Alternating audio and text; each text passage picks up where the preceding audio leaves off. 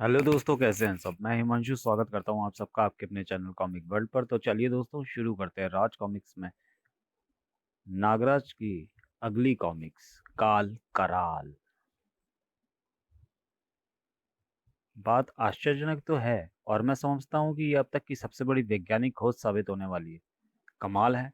उल्काएं तो गिरती ही रहती हैं, पर इस बार महानगर के जंगलों में गिरी उल्का ने साइंस को ही पलट कर रख दिया। इस उल्का ने पृथ्वी के गर्भ में घुसकर कुछ ऐसा रिएक्शन किया है कि उससे सुपर हाई टेम्परेचर और प्रेशर पर उन तत्वों के बीच में प्रतिक्रिया शुरू हो गई जो हमारे अनुसार संभव ही नहीं था। और उससे पैदा हुए हैं ये गुलाबी हीरे। हमारे अनुसार ये प्योर ठोस ऊर्जा है। एक एक हीरे में पूरी पृथ्वी को 100 वर्षों तक ऊर्जा देने की क्षमता है। उल्का तो वहीं पर गिरी थी। उसी के द्वारा बने गड्ढे पर आपके अनुरोध पर हमारी सरकार ने ये वॉल्ट बनाया है। बस एक बात और बता दें, क्या ये भी उल्का के साथ ही गिरा था? ये कहाँ से आ गया? उल्का के साथ तो नहीं आ सकता, क्योंकि उल्का गिरे हुए 30 दिन हो चुके हैं और तब से हम चौबीसों घंटे यहाँ पर बने हुए हैं।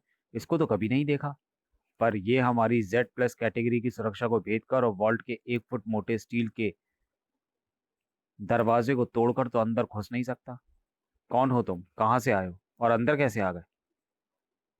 वैसे तो मैं तुम्हारा बाप हूँ, पर सच्चाई ये है कि तुम लोग मेरे बाप हो।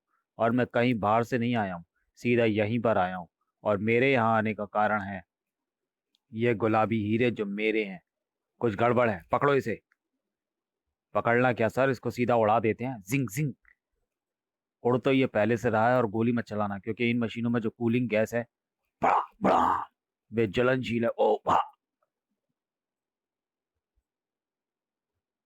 उम्मीद नहीं थी कि काम इतनी आसानी से हो जाएगा। अब मुझे फटाफट यहाँ से वापस चले जाना चाहिए। वैसे तो यहाँ पर किसी में इतनी शक्ति नहीं कि मुझे रोक सके, पर गड़बड़ तो कभी भी और कहीं भी हो सकती है। ओह, ये है शायद यहाँ का काल कराल। यानी अब पहले मुझे इससे निपटना पड़ेगा। ऐसी अनोखी ऊर्जा का अनुभव तो मुझे पहले कभी नहीं हुआ, और ना ही ऐसे असर का। आह, ये कैसी ऊर्जा है जिसने मेरे पूरे शरीर को जैसे सुन्न कर दिया है। लेकिन फिर भी विज्ञान की आज तक की सबसे बड़ी खोज को मैं किसी लुटेरे के हाथों में कैसे पड़ने दे सकता हूँ? अरे, ये कैसे संभव है? इस पर तो मैंने ग्रेट बीम का वार किया था, इसको तो जड़ हो जाना चाहिए था। पर इसने तो ग्रेटा बीम को अपने शरीर से ही दूर झटक दिया। अब इसको समझाना ही पड़ेगा कि ये मेरे सामने मच्छर से ज्यादा कुछ नहीं है। अब शायद तुम्हारी अकल ठिकाने पर आ गई होगी। अब बताओ तुम कौन हो, और मीटियोर सेंटर पर तुमने हमला क्यों किया? मैं बताऊंगा तो अभी तुम समझ नहीं पाओगे। वैसे तो मुझे तुम्हारे यहाँ से किसी ऐसे प्रतिरोध की उम्मीद नहीं थी, इसलिए मैं किसी तैयारी के साथ नहीं आया था। पर तूने मुझे मजबूर कर दिया है कि मैं तुझे अपने रास्ते से और इस दुनिया से दूर हटा दूं। एक तो मेरे पास समय बिल्कुल नहीं है, और दूसरे मुझे इन पिंक डायमंड्स की टेस्टिंग भी करनी है कि ये असली है भी या नहीं। असली है सिर्फ पिंक डायमंड्स में ही इतनी ऊर्जा हो सकती है कि वह उस शख्स को भी धुआं बना दे जिसने ग्रेटा बीम को भी सहने की ताकत हो। ये क्या, पिंक एनर्जी का साइड इफेक्ट? समझ में नहीं आया, ये धुआं बनकर भी जिंदा कैसे है? उसकी शक्तियों को पहले समझना होगा। मैं घायल होने का खतरा मोल नहीं ले सकता। मुझे हीरे लेने वापस आना होगा, क्योंकि अगर मैं घायल हो गया तो उसका मुकाबला कभी नहीं कर पाऊंगा। और मुझे पूरा यकीन है कि वह मेरे पीछे आएगा जरूर।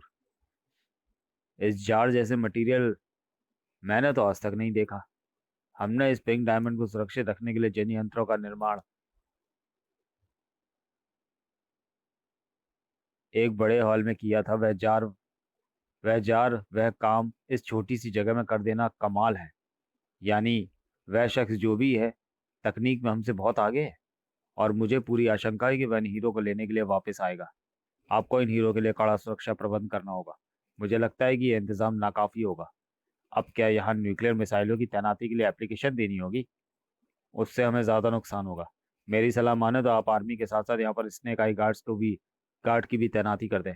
ऐसे प्राणियों से निपटना उनकी खासियत है। सुना तो मैंने भी है उनसे। मैं उनसे बात करूंगा।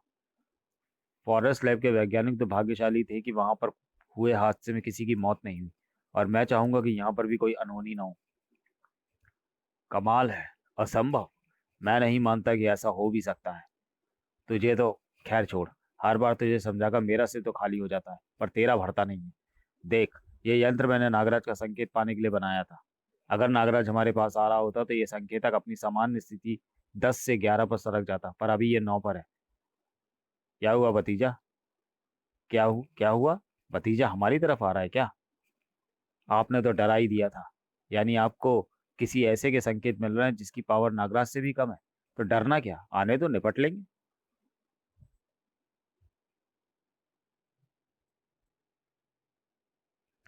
ये पीछे नहीं खिसका है मूर्ख, बल्कि पूरा चक्कर घूम कर आया है। यानी ये जिस शक्ति स्रोत को पकड़ रहा है वह नागराज से हजारों लाखों गुना अधिक शक्तिशाली है। हजारों लाखों? नागराज? आप मुझे फिर से डरा रहे हैं गुरुदेव। नागराज को दिमाग से निकालो, सोच कि अगर वह शक्ति स्रोत हमारे पास आ गया तो उस ऊर्जा को हम कितना विनाशकारी बना सकते हैं। पूरे ग्रह को एक बार से फाड़ सकते हैं। फिर नागराज क्या चीज है? क्या समझाया है गुरुदेव। मेरा तो सारा डर ही छूमंतर हो गया। अब तो चाहे जान चली जाए, मैं उस शक्ति स्रोत को आपके पास लाकर ही रहूंगा। यही तो दिक्कत है। तेरी जान तो जा ही नहीं सकती, अमरनाथ पाशा। सुरक्षा की चिंता छोड़ दो नागराज। तुम बस हमको उस फ्यूचरिस्टिक लुटेरे का हुलिया बता दो। हुलिया तो मैं बता दूंगा, पर मुझे लगता है कि इस बार वो पहले किसी और को भेजेगा, क्योंकि वो मुझसे डर कर नहीं भागा था। वह योजना के अनुसार पीछे हटा था। अब वह हमारी शक्तियों को पहले तोलेगा, किसी और को हमसे भिड़ाकर। सुना है यहाँ पर मेरे लिए एक गिफ्ट रखा है, तो दे दो। अच्छा, देते हैं, पर सिर्फ एक बात बता दो। गिफ्ट उठाने के लिए तुमको कम से कम एक हाथ तो चाहिए। पर अगर हाथ ही ना रहो तो क्या करोगे? या अगर तुमको ही भगवान ने उठा लिया तो गिफ्ट कैसे उठाओगे तुम? आउच! ये तो वापस जुड़ रहा है सर। इस पर गोले बरसाओ, हमें इसे किसी भी कीमत पर बिल्डिंग के अंदर दाखिल नहीं होने देना है। मैं तो खुद बिना बुलाए किसी के घर नहीं जाता, इसलिए जो मुझे नहीं बुलाते हैं उनके घरों को मैं अपने पास बुला लेता हूँ। इस अजूबे को हम काट नहीं सकते, पर कैद तो कर ही सकते हैं। हिट हिम विद गम बम, जो हमने ऐसे टैंकों को खत्म करने के लिए इजाद की है जिन्हें तोड़ना मुश्किल है। ओह, ये तो मुझे मुझे ही गम बनाने की फिराक में है। इस गम बनाने की फैक्ट्री को ही खत्म करना होगा। और जब फैक्ट्री खत्म हो जाएगी तो फिर कामगारों का भला क्या काम? नागपाशा अपने आप आया है या उसी शख्स ने नागपाशा को भेजा है? ऐसा लगता तो नहीं है, क्योंकि एक तो नागपाशा किसी की अधीनता स्वीकार नहीं करेगा, और वैसे भी वह तो मेरी शक्तियों के बारे में उसको ऐसे ही बता सकता है। हैं? ये कैसी रे है? इसने तो आरी को रोक दिया। किसने दागी है ये चमत्कारी रे? मैंने। ये स्पेशल रेजगारी गन हमने ऐसे ही मौकों के लिए आजाद की इजाद की है। रेजगारी गन, ये क्या नाम हुआ? अब इन्हें क्या बताऊं कि वार तो मैंने तांत्रिक किरणों का किया है। ये गन तो सिर्फ दिखावे के लिए है। ये तंत्र नागपाशा का यांत्रिक प्रभाव नष्ट कर देगा। मेरे ये चक्र उल्टा घूमकर मेरे ही चक्रवात को काट रहे हैं। ये मामूली हथियार ऐसा कैसे कर सकता है? उफ! एक बार तो मेरे लिए मच्छर के डंक जितना भी नहीं है। पर इतने सारे वार एक साथ मुझे परेशान कर रहे हैं, ये वार कर कौन रहा है? ये मेरा एक छोटा सा आविष्कार है। चारों तरफ से कवर करके एक साथ वार कर रहा है। मरने में ज्यादा तकलीफ नहीं होती। बस, बहुत हो गया। तुम लोग मुझे जानते रहिए, वरना उस शख्स को मारने में समय बर्बाद ना करते जो मर ही नहीं सकता। सच है, ऐसे लोग तो बद्दुआ देने से भी नहीं मरते। अब पहले मैं तुम सबकी उम्र पूरी करूंगा और उसके बाद अपना काम। ये तो भड़क गया, अब क्या करें? बर्फ मिला पानी दें या फिर पानी मिली बर्फ? ठीक है, पहले जंग का इंतजाम करो, मैं बर्फ मंगवाती हूँ। जग का इंतजाम करो, मैं बर्फ मंगवाती हूँ। ओहो, आप तो सीवर में गिर गए। सॉरी सर, लेकिन सीवर के ऊपर आप खुद ही खड़े थे। चलिए, ठंडे हो जाइए। वैसे अगर पानी ठंडा ना हुआ तो मैं बर्फ वाले को भी साथ में लाके ले आया हूँ। ये तुम लोगों ने क्या किया था? कुछ नहीं, है तो हमारी किस्मत अच्छी है कि हमारा पीडब्ल्यूडी विभाग सही काम नहीं करता, वरना ना तो हमारी किस्मत से सड़क धंसती और ना ही हम बचते। वो तो समझ में आता है, पर यह समझ में नहीं आता कि सीवर का पानी भला जम कैसे सकता है। केमिकल पॉल्यूशन, ना जाने ये फैक्ट्री वाले सीवर में क्या क्या बहाते हैं। Good team work. लेकिन समस्या तो अभी भी वहीं की वहीं है। ना तो वह रेस में लुटेरा अभी तक नजर आया है, और ना ही उसका कोई साथी। कराल आ गया है। धुरा कहाँ है तू? कहाँ छुप गया है धुरा? काल कराल तुझे महसूस तो कर रहा है पर देख नहीं पा रहा है। तुझे पिंक कोर शायद अभी तक जीवित नहीं मिला, क्योंकि तेरे आवाज मुझे इस तरफ हो रहा है, पर पिंक डायमंड तो इधर है। नागू, यही है वह जिसकी बात नागराज कर रहा था। पहले मैं पिंक डायमंड ही ले लेता हूँ, फिर तो धुरा मेरे को खुद ही ढूंढ लेगा। भाई रुक जाओ और अपनी जान बचा लो। यही बात मैं तुमसे कहूंगा, काल कराल के सामने भाग उसी को लाता है जिसकी मृत्यु आ गई हो। तुम लोग चाहो तो अभी भी अपना भाग्य बदल सकते हो। ये तो एक इच्छाधारी नाग है, और इसके जैसा नाग मैंने आज तक नहीं देखा। इसके पैरों को निशाना बनाओ। इतनी दयनीय गति के वार। वार की गति ये होती है उल्का जैसी। ये बताने के लिए धन्यवाद। क्या बताने के लिए धन्यवाद? कि आपको उल्का के करारे वार पसंद है। इशारा समझ गए हो तो वहीं लौट जाओ जहां से आए हो। तुम सब नाग हो, मेरे स्वजन हो, परंतु मृत्यु का कोई सगा नहीं होता। रास्ता छोड़ो और हट जाओ। आश्चर्य, तुमने हमें पहचान कैसे लिया?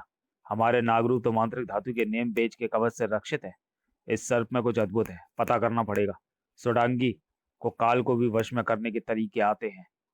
अरे कहाँ गया? क्या इसमें अदृश्य होने की शक्ति है? ये आवाज कैसी है? देखो, गड्ढा भी गायब हो गया। अरे ये तो वही उल्का है जो मैंने मणि शक्ति से पैदा की थी, पर ये तो पहले ही गिर चुकी थी। आ आ ये कैसे संभव है? जरूर तूने कुछ गड़बड़ की है। ये क्या? मुझे एक पल के लिए ऐसा क्यों लगा जैसे कि इतने समय की धारा इसने समय की धारा बदल दी हो। बहुत भाग्यशाली हो तुम सब। मृत्यु तुमको छू कर निकल गई, परंतु इसको संकेत समझना कि मृत्यु तुम्हारे आसपास ही मंडरा रही है।